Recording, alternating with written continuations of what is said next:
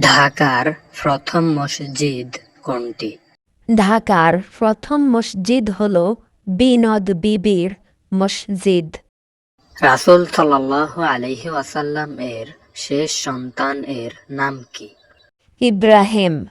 আল্লাহর কৃতজ্ঞতা প্রকাশের জন্য কি বলতে হয়? আলহামদুলিল্লাহ বলতে হয়। আল্লাহ রাব্বুল আলামিনের আরশ কোথায় অবস্থিত? আল্লাহর আরশ সপ্তম আকাশের উপরে অবস্থিত।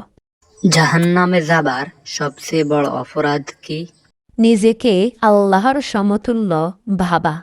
সবচেয়ে উত্তম মানুষ কে? যে মানুষের জন্য সবচেয়ে বেশি উপকার আসে। শহীদগণের রূহ কিসের মধ্যে থাকে? শহীদগণের রূহ সবুজ পাখির মধ্যে থাকে। কারা ধ্বংস হবে? যারা মিথ্যা কথা বলে এবং মিথ্যার সাক্ষী দেয় তারা ধ্বংসপ্রাপ্ত হবে। সূরা আন-নাহল। বন্ধুরা, এই রকম শিক্ষণীয় ভিডিও পেতে আমাদের চ্যানেলটি সাবস্ক্রাইব করো।